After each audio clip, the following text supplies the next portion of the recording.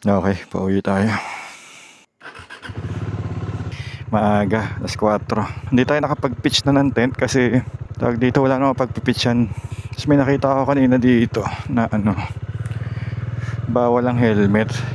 Kaso hindi naman tayo sanay ng tayo palang doggies. Hindi tayo sanay ng walang helmet kaya nung papasok hindi ko na tinanggal. Hinintay ko na lang nasitahin ako. Pero wala naman naninita. Pero pagka ganun kasi safety purposes yun eh. So ibig sabihin, may mga pa dito related sa mga nakamotor na issue. So samahan nyo lang ako pa uwi. Tayo, dahan-dahan lang kasi nakatulog naman tayo pero nagising kasi tayo ng alas 11. Dapat pupunta pa ako ng mamaya ng Daang Kalikasan kasi hindi pa natin napupuntahan yun. Kaso baka pag pinuntahan ko pa yun abutan na tayo ng traffic. Pero alam ko naman wala namang traffic pag Sabado dahil paluwas pa lang, di ba? Ay, ano ba tawag doon? Pauwi pa lang yung mga tao nun. Tayo, pabalik na. Yung pauwi ng dito, papunta dito. Pero tayo pa Manila na. Yun yung ibig ko sabihin. Nalilito ako eh. Dilim. Basta ilaw. Sana sa mga Tarem.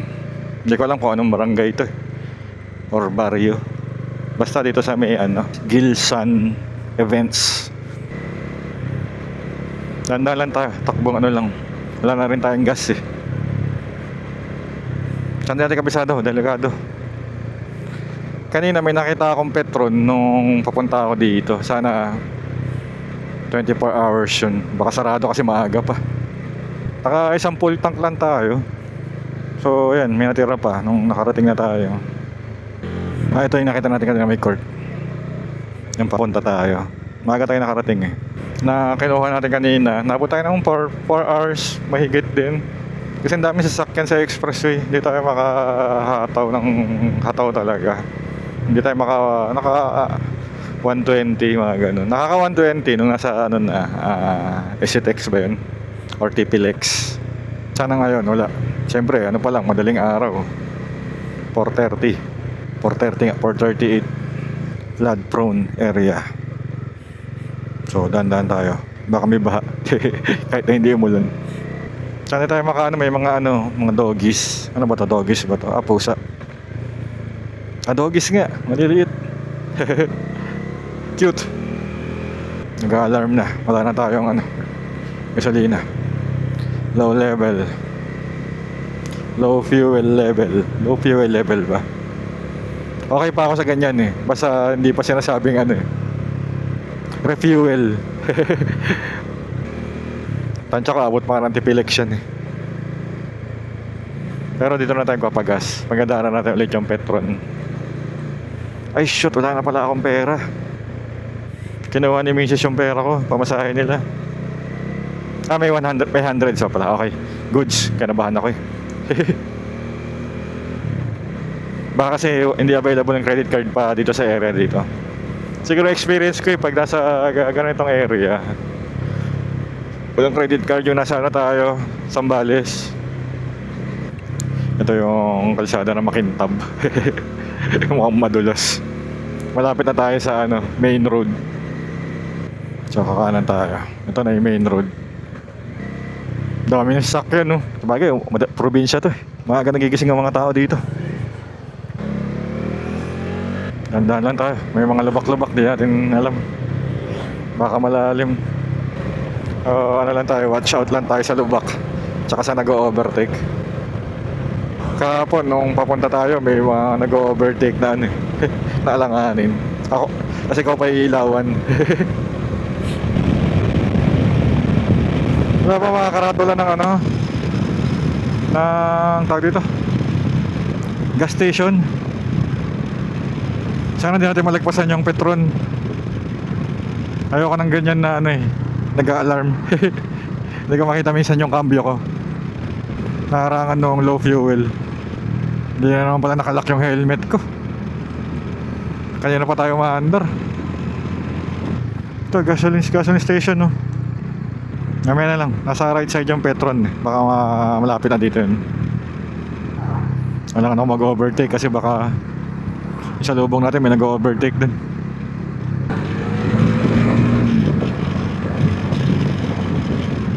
Sarado yung Petron.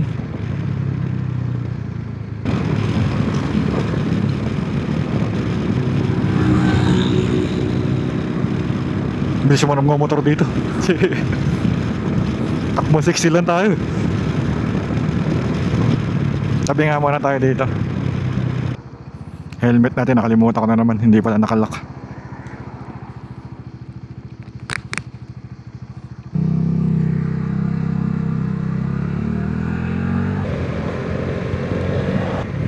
Sana may gas station dito kasi medyo busy tong area na to.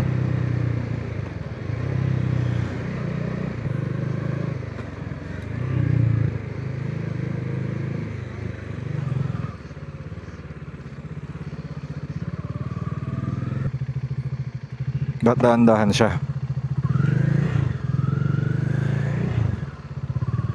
Baka may malalalim, wala. Traffic yung pauulik ko. Kahit madaling araw. Gas station please. Bago tayo San Clemente, bago tayo pumasok na expressway. Meron dito kasi may mga ano na yun. Dapat meron kasi may mga 7-Eleven na tsaka Mang Inasal ba yun? Ito, gas station. May star, pwede na yan kaysa wala. 300 lang. Parga na lang tayo ulit mamaya sa ano, yung may credit card. Salamat sir.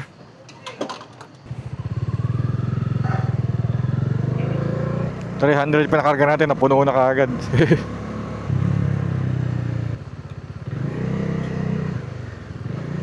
Galit yung pulis sa mga nagka-counterflow.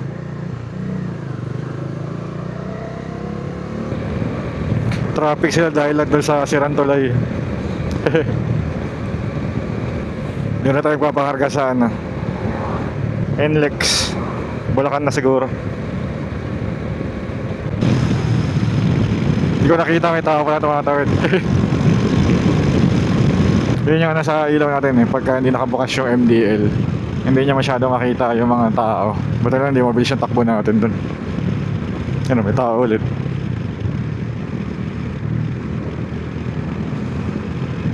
Pagka malakas kasi yung ilaw na kasalubong, hindi ko naman masyado makita yung tao.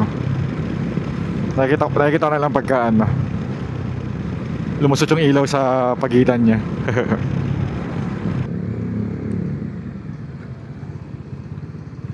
Bisa may truck. Naunahan tayo niyan, maipit tayo dyan. Ito may Petron no, pero okay na tayo dyan.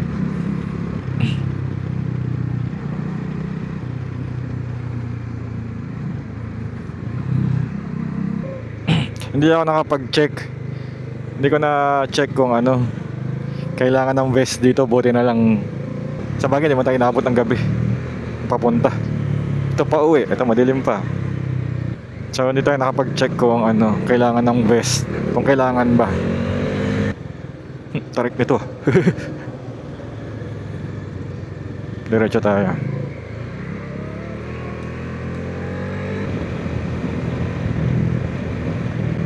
Malakas yung motor natin kasi nakita ko yung ano eh, pinagpagasan natin eh.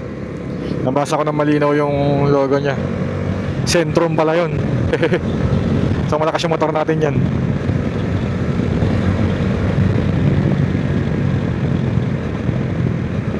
Oops, ano to? May detour. Ginagawa yung gitna.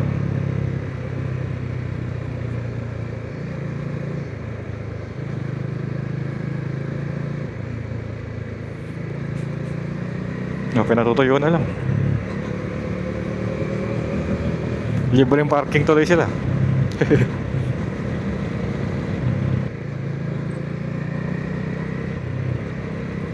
Dito nga tayo sa kanan. Parang may ano na sa gitna. Ayun, meron nga.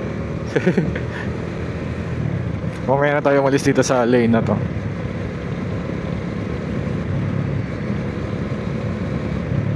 Slow down, baka may mga lubak-lubak dahil may ginagawa.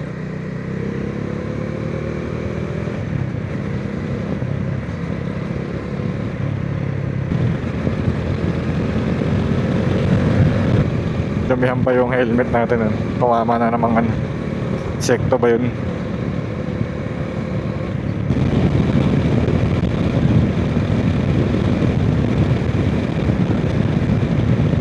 Slow lang tayo, pedestrian. Madali na naman tayo. Hindi yung madali, magulat. Magulat tayo kanina eh. So, gutom na ako, makakalabing tiyan ko.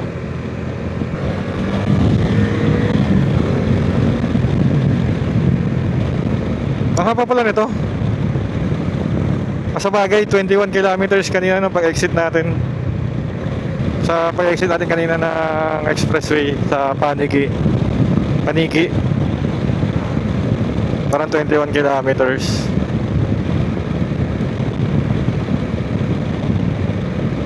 Group ride. Mukhang group ride yun ah. Medyo lumiliwanag na.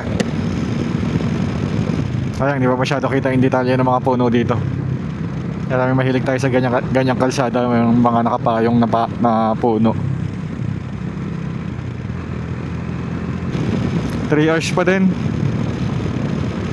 Kanina 3 hours and ilang minutes ba yan? 30? Parang ganun.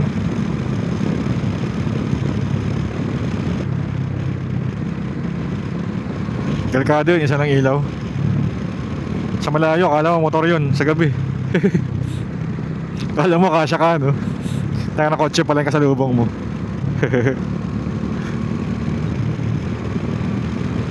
May mga doggies, kita ko sa malayo. So, kahit sobrang diretso yan, alalay tayo.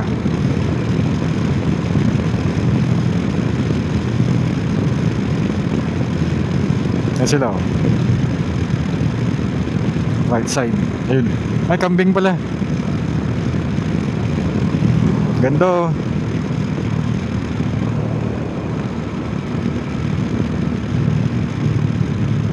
Taniman.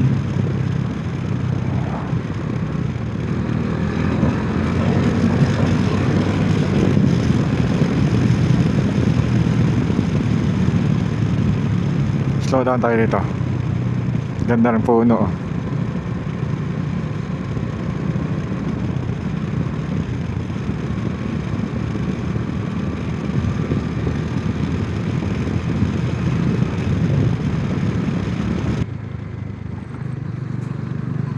Tricycle, sinakay sa tricycle. Panis. Balawang. Hindi ko na ano, balawang. Basta. Hindi ko lang kung tama yung basa ko.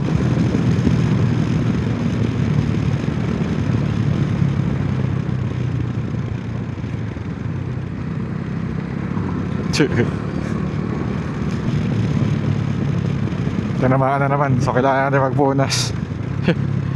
Sobrang dumi. Ano kaya to? Tayo ng ibon. Ito na tayo dito.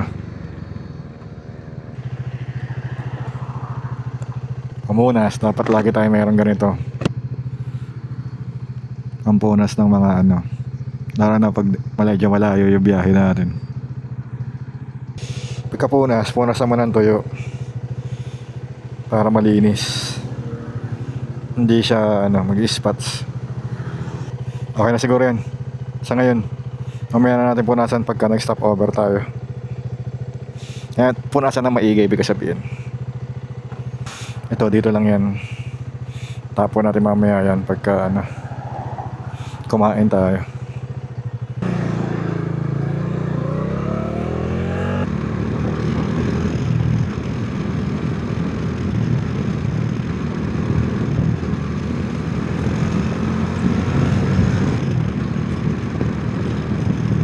Rampa.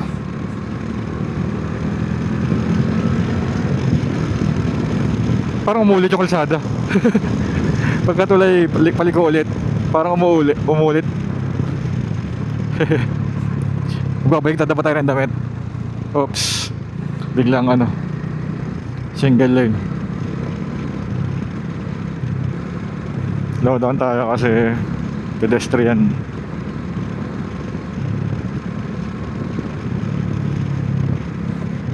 Doggies, slow down. Ganda ng kalsada oh. Itim na itim pa.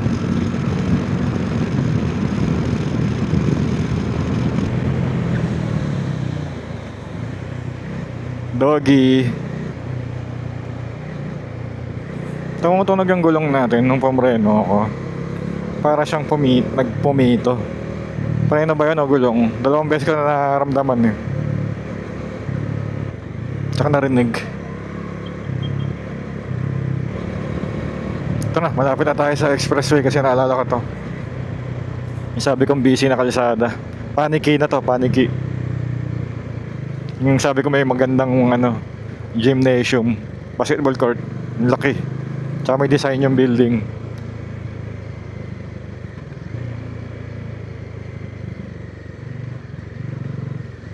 Yung mga parisan no, gusto ko subukan eh. Kaso malayo pa kasi tayo sa bahay eh. Madali yung tiyan natin eh. Wala tayong dalang gamot.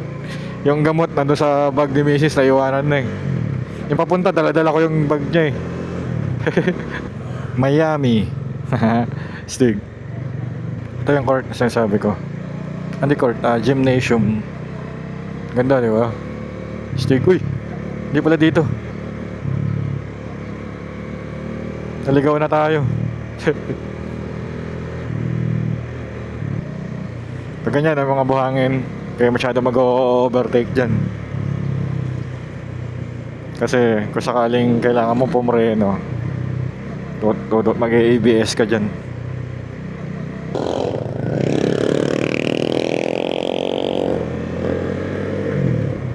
Oops. Mo-overtake tong kabaro mo eh. Overtake, ilipat ako lane. Kaso may bus din sa likod ko, sa kanan. Nag-receive din pala mga bus driver dito eh. Parang kagaya din sa atin.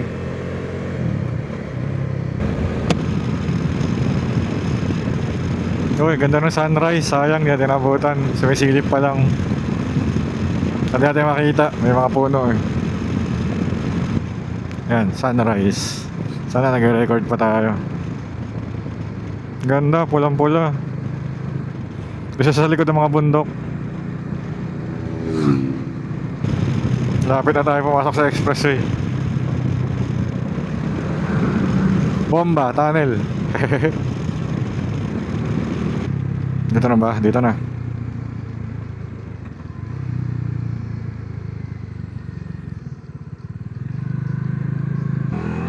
Pabagyo to. Manila yung isa diretso. Yun yung umangat na yung araw. Sayang, hindi natin nakikita sa side mirror na lang. Kaso madumi. Kita ba? Sayang, nasa likod pa.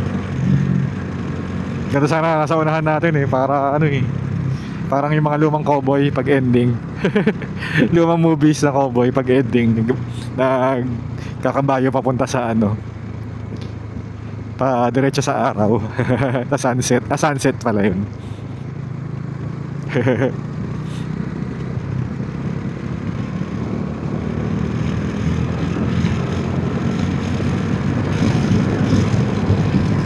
Okay, expressway. Tagtag dito sa kabila.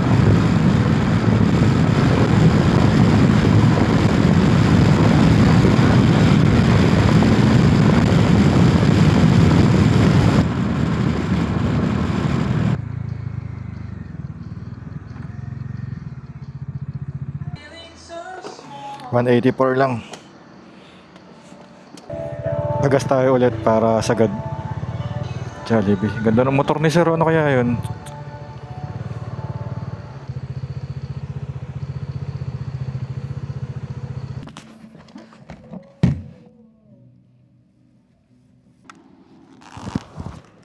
Two hours. Nandito na tayo sa ano ba to? Bukid Bularit, Tarlac, Tipilex. Hindi ko lang kung saan area to eh.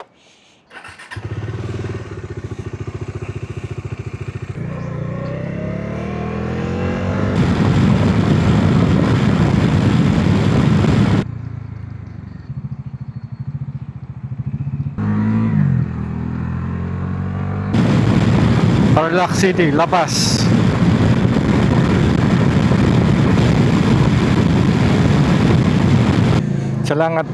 Salamat po, ingat po. Galang na masyado ng toll gate na yun.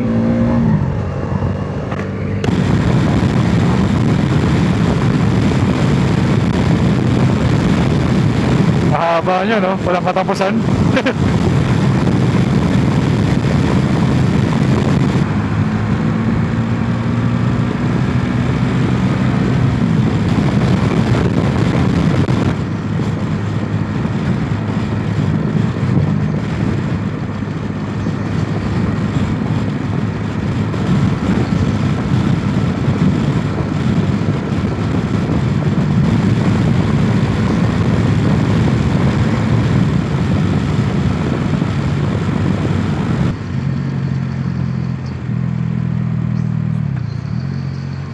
Mabiga, exit daw.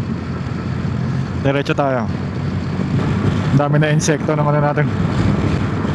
Helmet.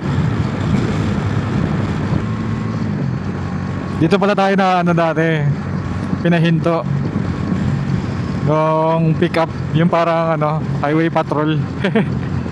Dahil sa ano, yan sa kabila, sa shoulder, nag-overtake tayo sa shoulder. Small the boy tayo. Buti hindi ako inuuli. Babae siya, pero parang tingin ko tibo eh. Astig yung forma eh. Pag babae, lapitan ako. Kaya ko lisensya ko. Parehistro. Ay sir, huwag mong gagawin yun kasi delikado mag-overtake dyan. Hindi safe. Well, actually traffic, kaya doon ako dumaan. Nakita niya ako. Sabi ko na lang, ma'am, pasensya na kasi hindi ko kabisado. First time ko dumaan dito. So, ito naman, first time ko magmotor nung pumunta kami ni Mrs. sa Manawag. Pero syempre, alam mo dapat yun, yung shoulder, di talaga ginagamit na pang overtake yun. Buti pinagbigyan ako. Pero kasi pag dumaan ka kasi dyan, minsan nandiyan din yung mga pako, baka makatali pa yung gulong mo. So, buti lang mabait si ma'am. Na-video ako yun eh, kaso binura ko na kasi di mo na ako nakapagpaalam kay doon sa babae. Dalawa silang babae na ano, patrol, astig nga eh.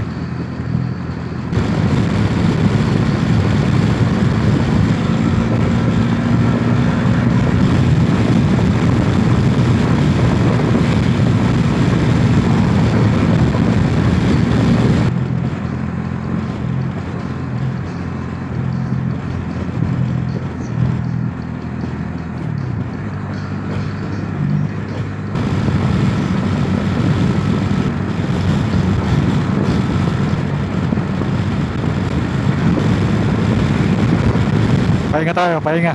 Tumitigas na yung puwet ko.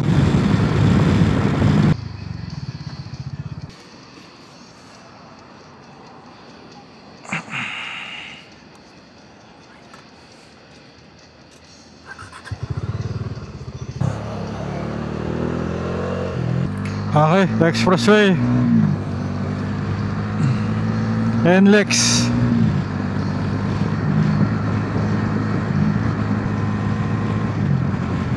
Hindi pa tayo dyan, no? Wala mo sinabi si Google Maps.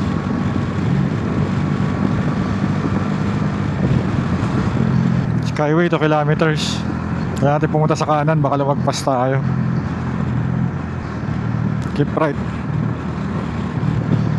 1 kilometer, keep right. Unahan itong bus. Hindi ko makita yung mga signage.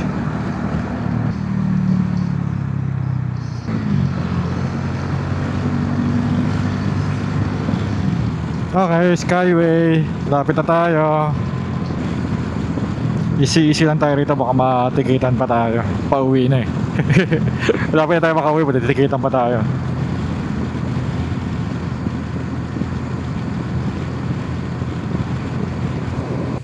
Okay, 55 minutes na lang. 44 kilometers. Siguro isang oras pa yan. Mahigit. Ano tayo? Skyway. Kami ako natitignan yan. Pagka nangawit tayo, Papahinga tayo sa ano, sa Naiya X.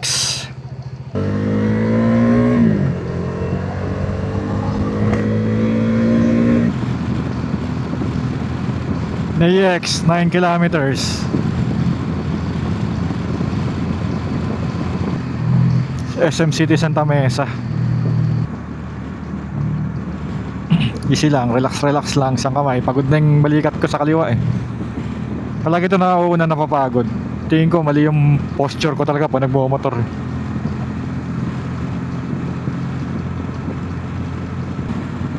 Buendia, 1 kilometer.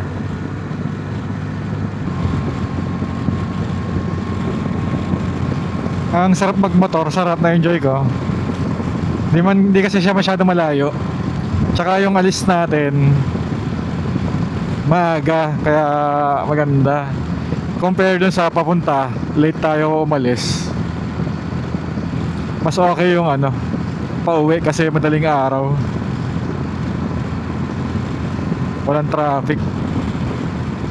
Well, papunta wala rin namang masyado, pero ano, may mga ano eh, may mga slowdown.